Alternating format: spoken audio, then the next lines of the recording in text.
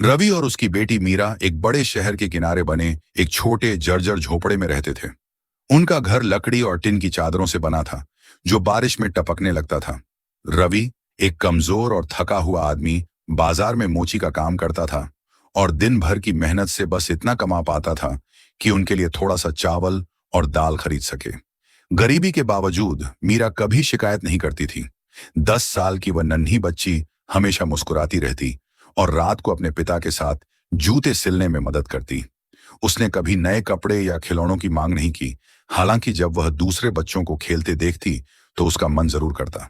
लेकिन उसका सबसे बड़ा सपना था स्कूल जाना। एक शाम जब वे दोनों अपनी पुरानी लकड़ी की खाट पर बैठकर सादा खाना खा रहे थे, मीरा ने पूछा, बाबा, मैं स्कूल कब जाऊंगी? रवि के हाथ कांप गए। उसके पास कोई जवाब नहीं था। स्कूल की फीस, किताबें और यूनिफॉर्म का खर्च वहन करना उसके लिए असंभव था। लेकिन उसने मुस्कुराते हुए मीरा के सिर पर प्यार से हाथ फेरा और कहा, एक दिन मेरी बच्ची, मैं वादा करता हूं। उस रात रवि सो नहीं पाया। वह छत को ताकते हुए सोचता रहा कि उसे कोई रास्ता निकालना होगा। मीरा को उससे ज्यादा अच्छा जीवन मिलना चाहिए। अगले ही दिन वह रोज से भी पहले बाजार चला गया और ज्यादा मेहनत करने की ठानी। उसने तेजी से जूते सिलना शुरू किया, ज्यादा ग्राहकों का काम लिया और देर रात तक काम करता रहा। उसके हाथों में छाले पड़ गए, पीठ दुखने लगी, लेकिन वह नहीं रुका। दिन हफ्तों में बदल गए। रवि ने हर अतिरिक्त पैसे को एक छोटे से लकड़ी के डिब्बे में जमा करना शुरू कर दिया। एक शाम जब मीरा उसकी मदद कर रही थी, उसने देखा कि उसके पिता के हाथों में गहरे कट लगे हुए थे।